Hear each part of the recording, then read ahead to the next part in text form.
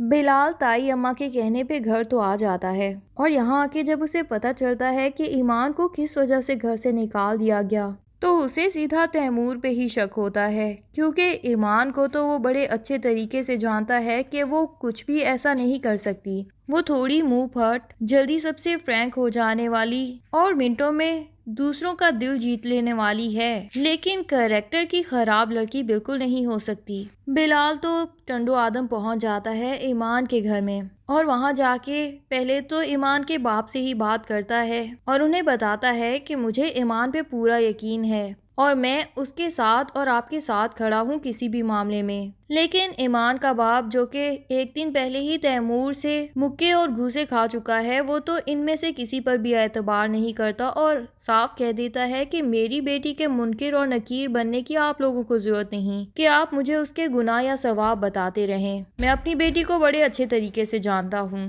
اتنے میں ہی پیچھے سے ایمان آ جاتی ہے اور بلال کو یہاں دیکھ کے وہ ابا کو کہہ دیتی ہے کہ ابا یہ بالکل ان لوگوں جیسے نہیں ہیں، چاہے یہ انہی میں رہتے آئے ہیں لیکن یہ ان سب سے مختلف ہیں۔ بلال کو دیکھ کے ایمان کو دلی خوشی ہوتی ہے کہ یہ یقیناً میری کوئی بات تو سمجھے گا اور مجھ پہ اعتبار کرے گا، کیونکہ بلال کے اوپر بھی تو انہوں نے چوری کے الزامات لگائے تھے جو کہ بالکل بے بنیاد اور جھوٹے تھے۔ انہی الزامات کی وجہ سے تو بلال نے گھر ہی چھوڑ دیا۔ دوسری طرف احد کی ماں جب اس کو سی سی ٹی وی فوٹیج دکھاتی ہے کہ دیکھو تمہاری گاڑی اتنی دفعہ اسی فارم ہاؤس پہ گئی ہے تو تم یقیناً ایمان کے ساتھ ہی وہاں جاتے رہے ہوگے، تو احد کو تو سمجھ نہیں آتا کہ میری گاڑی آخر وہاں کیسے جا سکتی ہے۔ اب تو احد کو بھی محسوس ہوتا ہے کہ دال میں کچھ نہ کچھ کالا ضرور ہے۔ احد بھی غصے میں سی سی ٹی وی فوٹیج کی یہ فلیش لے کے تیمور کے آفس پہنچ جاتا ہے اور اس پہ چیخنا چلانا شروع کر دیتا ہے کہ آپ کو ایمان کے کریکٹر اسیسینیشن کرنے کی ضرورت نہیں۔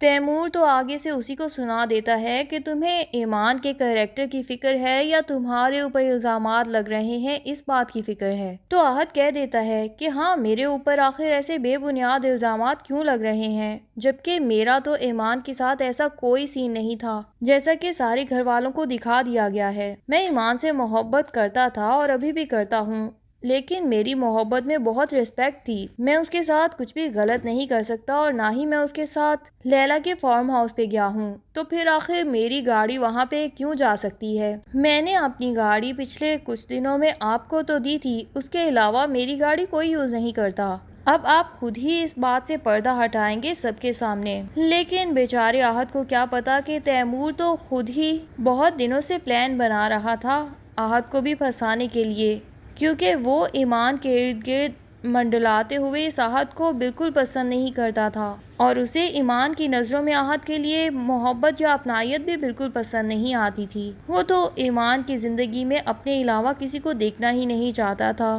ایمان کی ماں تیمور کی ماں کو کال کرتی ہے اور اسے بتاتی ہے کہ تیمور آخر اب یہاں پہ کیا کرنے آیا ہے، میرے ہسبینڈ پہ بھی اس نے ہاتھ اٹھایا اور یہاں پہ بہت ہی بے شرمی والی باتیں کر رہا تھا کہ جب ایمان سب کے ساتھ ریلیشن شپ میں رہ سکتی ہے تو میرے ساتھ بھی رہ لے، اور یہاں پورے محلے میں پتہ نہیں ہمارے بارے میں کیا کیا باتیں کر کے گیا ہے۔ تیمور کی ماں کو یقین نہیں آتا اپنے کانوں پہ۔ وہ اپنے ہسبینڈ کو بتاتی ہیں کہ آپ تو کہہ رہے تھے کہ تیمور بہت ڈپریشن میں ہے، آخر ڈپریشن میں یہ دوبارہ اس لڑکی کے گاؤں تک کیوں پہنچ گیا؟ اور پھر ایمان کی ماں نے جو جو الزامات لگائے ہوتے ہیں وہ سب بھی تیمور کے باپ کو بتا دیتی ہے۔ تیمور کا باپ، جسے یہ تو پتا تھا کہ تیمور وہاں ایمان سے ملنے جائے گا، لیکن وہ یہی سوچتا تھا کہ تیمور تو اس سے صرف یہ غلط فہمی کلیئر کرنا چاہتا ہے کہ آخر اس نے تیمور پہ یہ الزامات لگائے ہی کیوں۔ اب اس طرح کی باتیں وہ ایمان کی ماں سے سن کے تو اس پہ یقین نہیں کر سکتا، اسی لیے وہ تیمور سے ہی کلیئر کرنے پہنچ جاتا ہے کہ یہ بتاؤ کہ تم ٹنڈو آدم گئے تھے؟ تیمور باپ کے سامنے صاف ہی مکر جاتا ہے کہ نہیں، ابھی تو نہیں، ایک دو دن میں دیکھوں گا۔ لیکن تیمور یہ نہیں جانتا کہ اس کا باپ تو پہلے ہی اس کی کار ٹریکنگ سے پتہ کر چکا ہے کہ اس کی کار ٹنڈو آدم تک گئی تھی اور ایمان کے گھر کے باہر بھی کھڑی رہی تھی۔ اب تو تیمور کے باپ کو بھی شک ہونے لگتا ہے کہ تیمور کے نیت میں کچھ نہ کچھ کھوٹ تو ہے، تبھی تو ایمان کے چلے جانے کے بعد سے وہ اتنا پریشان ہے۔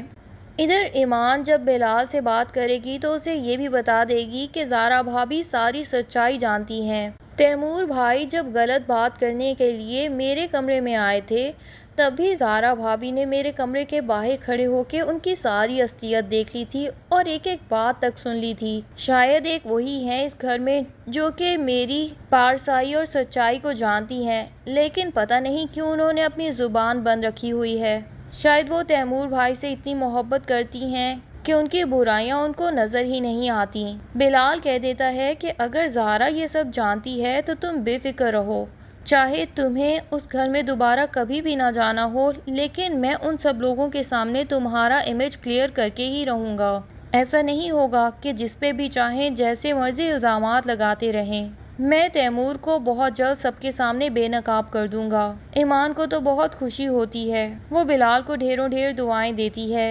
ایمان کا باپ بھی بلال کو بہت زیادہ دعائیں دے کے کہتا ہے کہ آپ واقعی ان سب سے مختلف ہیں، ورنہ وہ سب لوگ تو دولت کے نشے میں شاید چور ہو چکے ہیں، اسی لیے انسان کو انسان تک نہیں سمجھتے۔ مجھے تو تیمور پہ یقین ہی نہیں آ رہا جس طرح اس نے مجھ پہ ہاتھ اٹھایا۔ اب بلال گھر آ کے زارا سے اکیلے میں پوچھے گا کہ کیا تم یہ ساری سچائی نہیں جانتی؟ ایمان واقعی اس معاملے میں بے قصور ہے، پھر بھی تم نے خاموشی اختیار کی ہوئی ہے۔ آخر تیمور کے خلاف اپنی زبان کیوں نہیں کھولتی؟ اس بے گناہ لڑکی کے اوپر اتنے الزامات لگائے ان لوگوں نے، اور میری بہن خاموش کھڑی دیکھتی رہی، بالکل اسی طرح جس طرح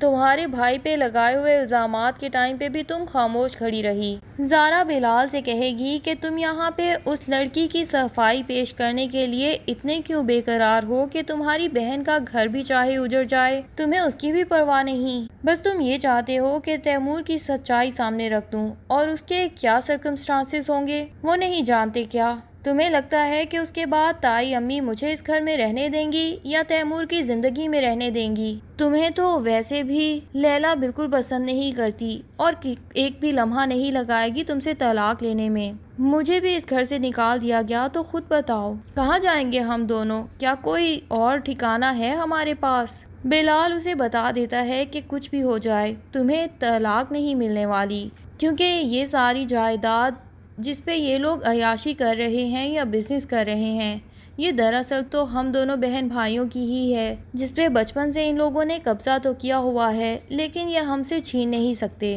ہاں محبت میں اپنے نام لگوا لیں تو یہ ایک الگ بات ہوگی۔ اب زارا کو وہ باتیں یاد آتی ہیں جو تیمور کا باپ آفس میں بیٹھا تائی امی سے کر رہا تھا کہ یہ فائل زارا کے ہاتھوں آخر کیوں بھجوائی؟ اگر زارا یہ فائل پڑھ لیتی تو ہم سے بلا وجہ ہی سوال جواب کرنے لگتی۔ بلال تو چلو اتنا پڑھا لکھا نہیں ہے تبھی اس نے کبھی سوال نہیں کیا، لیکن زارا تو پڑھی لکھی بھی ہے، اگر اس نے یہ سب دیکھ لیا تو لازمی پوچھے گی کہ ہمارا حق آخر ہمیں کیوں نہیں مل رہا۔ بلال سب گھر والوں کے سامنے جب ایمان کی وکالت کرتا ہے تو احد بھی اس کے مقابل کھڑا ہو جاتا ہے۔ اب بلال احد سے کہتا ہے کہ وہ تو تم پہ اتنا بھروسہ کرتی تھی کہ اسے تو یقین ہی نہیں آئے گا کہ یہاں کھڑے تم اس کی مخالفت کر رہے ہو۔ احد بھی آگے سے کہہ دیتا ہے کہ مجھ پہ جو وہ بھروسہ کرتی تھی اس کا ناجائز فائدہ تو تم نے اٹھایا ہے، اور یہ بھی کہہ دیتا ہے کہ میری بہن کے ساتھ اس کریکٹر لیس آدمی کے رشتے کو فوراً سے پہلے ختم کریں، یہ ایسا انسان ہے کہ میری بہن کو تو ڈیزرو ہی نہیں کرتا۔ بلال کو اپنے کریکٹر کی بات سن کے بہت ہی غصہ آ جاتا ہے تو احد بھی آگے سے کہہ دیتا ہے کہ شکر کرو صرف بات کر رہا ہوں، ورنہ آج اگر تمہارا گریبان پکڑ کے تمہیں اس گھر سے دھکے مار کے باہر نکال دیتا تو تمہاری ایمان بھی یہاں موجود نہیں ہے جو کھڑی تمہاری وکالت کرتی۔